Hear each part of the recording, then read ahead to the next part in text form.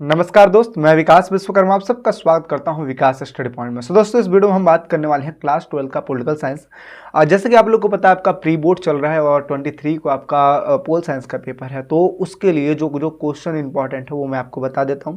जैसे कि आपको पता है कि आपके पेपर का जो फॉर्मेट है उसमें ऑब्जेक्टिव टाइप क्वेश्चन और जो MCQ हो गया, इस टाइप्स के क्वेश्चन भी हैं। तो चलो, MCQ तो नो डाउट कि आप लोग कर लोगे, चाहे आपको आता हो चाहे ना आता हो। फिर भी एक ऑप्शन मिलता है कि चलो भाई, 4 ऑप्शन में से एक टिक मार दोगे, हो सकता है कि सही हो सकता है अगर आपको उस क्वेश्चन का आंसर नहीं पता है तो। लेकिन जहां पे लिखने वाली बात आ जाती है, वहां पे क्या लिखोगे जब आपको यही नहीं पता रहेगा कि किस टाइप्स के क्वेश्चंस है और क्या क्वेश्चंस के अर्थ है। तो मैं आपको बताना चाहता हूं कि कुछ ये जो वीडियो बनाई गई है, हर एक चैप्टर से कुछ क्वेश्चंस उठाए गए हैं और वो क्वेश्चन जो बार बार रिपीट होते हैं और वो क्वेश्चन जिनके चांसेस हैं आने के, उन्हीं क्वेश्चनों को आपके सामने डिस्कशन किया गया है। आप इन क्वेश्चनों को बारीकी से देखिएगा, चीजों को अच्छे से समझिएगा और एग्जाम में अच्छे स्कोर कीजिएगा। ठीक है, चलिए स्टार्ट करने जा रहे हैं। पहला जो चैप्टर है उससे हमने 4 क्वेश्चन उठाए हैं और इसी तरीके से जो अलग अलग चैप्टर्स हैं उनमें से वही क्वेश्चन उठाए गए हैं। कुछ मत कीजिएगा, अगर आपको अभी तक कुछ भी नहीं पढ़े तो कम से कम इन जो क्वेश्चनों को क्लियर कर लीजिएगा, क्योंकि इसमें से बहुत सारे चांसेस होते हैं कि हाँ, आपके पेपर में देखने को मिलेगा। साथ ही साथ मैं कुछ तरीका भी बताऊंगा किस तरीके से आपको पेपर अटेम्प्ट करना है।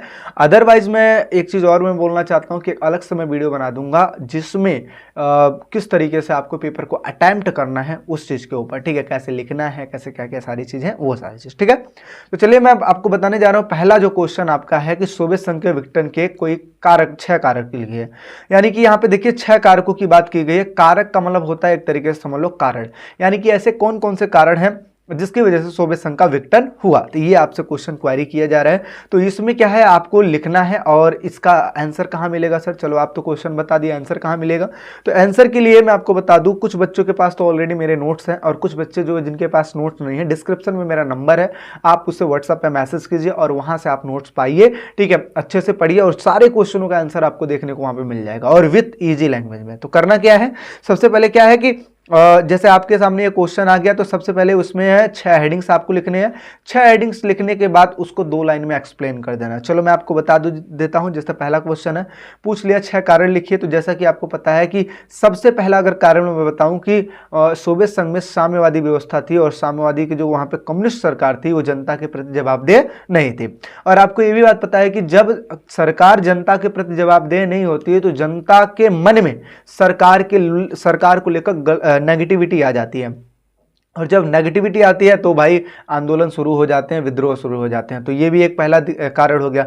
दूसरा है वहां पे नौकरशाही का शिकंजा। ठीक है, तीसरी अगर मैं बात करूं तो वहां पर खाने की जो वस्तुएं थी, यानी कि उपभोक्ता वस्तु थी, उसकी कमी थी और प्रोडक्शन कर रहे थे वो किसका? हथियारों का, क्योंकि अमेरिका को पीछे करना था। तो ये भी एक कारण रहा है। इसके अलावा लोगों का झुकाव हो गया था पूंजीवाद की तरफ, तो लोगों को साम्यवाद पसंद नहीं आया और फिर जाके भाई विघटन हो गया।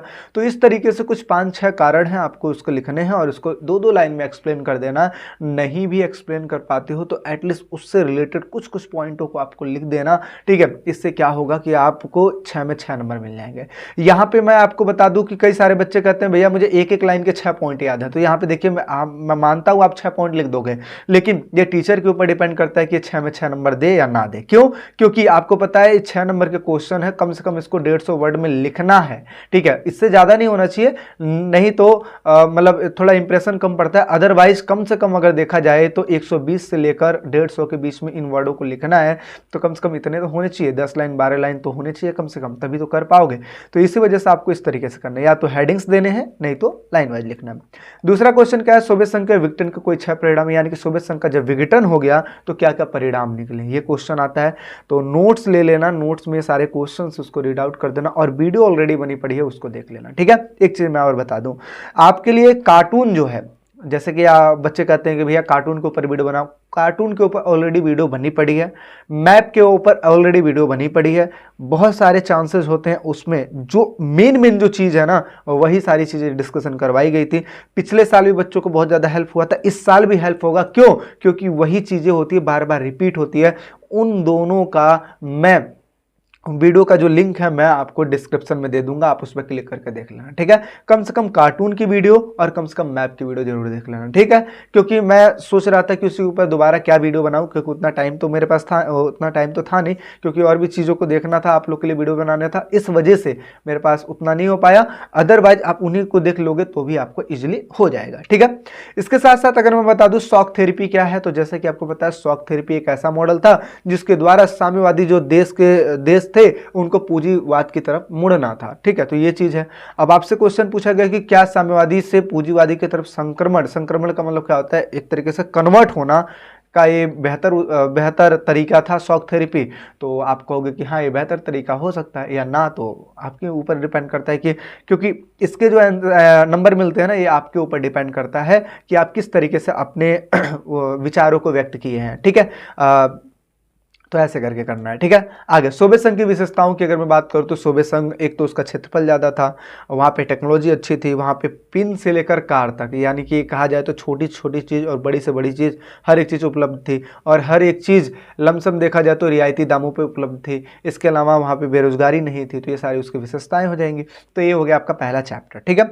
बात कर लेते हैं दूसरे चैप्टर की, सत्ता के नए केंद्र। इसमें आपको पता है कि यूरोपीय संघ के बारे में पूछा गया कि यूरोपीय संघ को क्या चीज़ें हैं जो उसको एक क्षेत्रीय संगठन बनाती है। तो एक प्रभावी क्षेत्रीय संगठन बनाने के लिए सबसे पहले अगर मैं बात करूं यूरोपीय संघ की, तो यूरोपीय संघ यूरोप के देशों का एक क्षेत्रीय संगठन है, और इसमें ये एकता का प्रतीक है। एकता का प्रतीक के लिए इन्होंने झंडा जो बनाया है, उस झंडे में 12 सितारों को सम्मिलित किया है, 12 देशों का प्रतीक है, सर्कल में है तो ये एकता का प्रतीक है। तो इस तरीके से अगर देखा जाए तो आपका पहला वो हो जाएगा, ठीक है।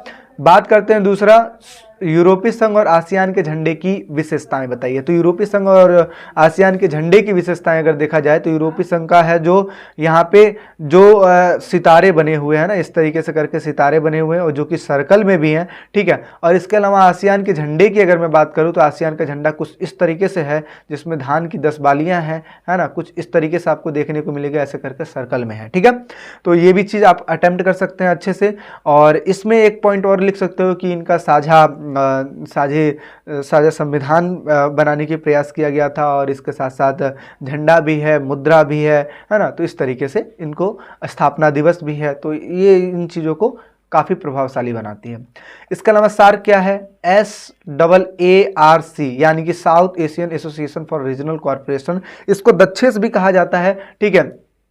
तो इसके बारे में पूछा जाता है, और इसके साथ साथ अगर देखा जाए तो इसके उद्देश्य भी आपको लिखने पड़ेंगे, ठीक है।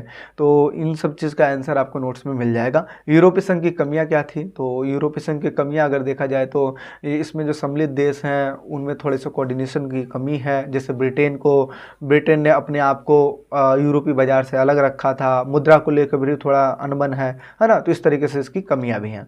आसियान से क्या अभिप्राय है और इसके उद्देश्य लिखिए। तो आसियान के बारे में आपको लिखना है और इसके उद्देश्य। देखिए लमसम अगर देखा जाए तो जितने भी संगठन होते हैं उनके उद्देश्य कुछ कॉमन पॉइंट होते हैं। क्यों? क्योंकि आपको पता है कि अगर देश सम्मिलित हैं और एक संगठन बनाए हैं तो उद्देश्य भी कहीं ना कहीं कॉमन होंगे ही होंगे। क्यों? क्योंकि देखिए सबसे पहली चीज़ आपको पता है कि युद्ध की स्थिति में सारे देश एकजुट हो जाते हैं, एक दूसरे की हेल्प करते हैं, आर्थिक सहायता चाहिए तो वो भी एक दूसरे की करते हैं, इसके अलावा एक दूसरे के मामले में टांग नहीं अड़ाते हैं। तो ये सारे जो उद्देश्य हैं ये सब में कॉमन मिल जाएगा, ठीक है। चलिए भाई आगे बात कर लेते हैं। दक्षिण एशिया और समकालीन विश्व की अगर मैं बात करूं तो सबसे पहला क्वेश्चन इसमें से देखिए मोस्ट चांसेस है कौन कौन क्वेश्चनों का, ये क्वेश्चन और ये क्वेश्चन तो मुझे लगता है कि डेफिनेटली कई बार पूछता ही पूछता है, ठीक है। क्या लिखा है, पाकिस्तान के लोकतांत्रिकरण में कौन कौन सी कठिनाई है, यानी कि वहाँ पे कभी सैनिक तानाशाह और कहीं भी लोकतंत्र आ जाता है, ऐसे क्या क्या कारण है। दूसरा है श्रीलंका में जातीय संघर्ष। ये आपको पता है कि 10वीं क्लास में भी ये चीज़ें पढ़ाई गई थी और आपको इसमें भी पढ़ाई गई हैं, ठीक है। तो जातीय संघर्ष, तो इसके बारे में लिखना है। पाकिस्तान और भारत के बीच में जो संबंध है उसको किस तरीके से सुधारा जा सकता है, इसमें आपका सजेशन मांगा हुआ है। बांग्लादेश तथा भारत के बीच में जो मधुर संबंध और तनावपूर्ण संबंध है, ऐसे कौन कौन से हैं। दक्षेस क्या है, सार्क क्या, जो अभी हमने जस्ट पीछे बात किया वही यहाँ पे भी है। इसके अलावा शांति तथा सहयोग को कैसे बढ़ाया जा सकता है, ये क्वेश्चन आता है। इसके अलावा बांग्लादेश किस तरीके से अस्तित्व में आया, इन क्वेश्चनों को कर लेना, ठीक है। नेक्स्ट बात कर लेते हैं अंतर्राष्ट्रीय संगठन। इसमें देखिए कार्यों के बारे में ज़्यादा इंपॉर्टेंट है, चांसेस है। इसके अलावा स्थापना कब हुई थी, उद्देश्यों के बारे में पूछा जा सकता है। और साथ ही साथ अगर मैं बात करूँ तो यहाँ पे स्क्रीनशॉट ले लीजिएगा, इन क्वेश्चनों को तैयार कर लीजिएगा, ठीक है। क्योंकि इसमें सिर्फ मैं क्वेश्चन डिस्कशन करवा रहा हूँ, आंसर मैं बता नहीं रहा हूँ, इस वजह से आपको आंसर देखना पड़ेगा आपका नोट्स जो हमारा है उसमें से, ठीक है। सुरक्षा परिषद में सुधारों की मांग जो की गई है वो किन किन चीज़ों की गई है उसके बारे में वर्णन करना है, और इसके अंगों के बारे में, एटलीस्ट अंगों की अगर मैं बात करूँ तो कम से कम अंगों के नाम याद कर लेना, बेशक उसके अंदर क्या है क्या चीज़ें हैं वो उसको मत याद करना, लेकिन अंगों के नाम याद कर लेना। IMF क्या है, इंटरनेशनल मॉनेटरी फंड, WTO, विश्व bank, amnesty international, human rights watch, ये 2-2 नंबर 3-3 नंबर के क्वेश्चन में आते हैं। इसके साथ साथ ये दोनों क्वेश्चन मेन है और इनमें से कोई एक पूछता है, जैसे संयुक्त राष्ट्र संघ में स्थायी सदस्य बनने की योग्यता जो भारत पूरी करता है और भारत को स्थायी सदस्य न बनने के कौन कौन से कारण है, ये भी क्वेश्चन आते हैं, तो स्क्रीनशॉट ले लीजिएगा। आगे बात करते हैं समकालीन विश्व में सुरक्षा की बात करते हैं, तो सबसे पहला क्वेश्चन आता है संतुलित विकास, जो शक्ति संतुलन है इसके बारे में आता है। इसके अलावा शक्ति संतुलन को किस तरीके से, कौन कौन से ऐसे तरीके हैं जिसके द्वारा इसको बनाए रखा जा सकता है, सुरक्षा क्या है और सुरक्षा को किस तरीके से, मतलब जो 4 नए खतरे हैं उसका आकलन करना है। तो आपको पता है महामारी नई चीज़ें हैं, आतंकवाद ये तो आपको पता ही है, इसके अलावा विभिन्न प्रकार की बीमारियां आती है जैसे बर्ड फ्लू वगैरह आ गया, ठीक है, ये आ गई, और इसके अलावा पर्यावरण से रिलेटेड जो भी चीज़ें होती है वो भी एक तरीके से देखने को मिल जाती है, जैसे भूकंप आ गया है ना, तो इस तरीके की चीज़ें। इसके अलावा भारत की सुरक्षा राजनीति के कौन कौन से घटक हैं, यानी कि भारत ने किस तरीके से प्रयास किए हैं सुरक्षा को लेकर।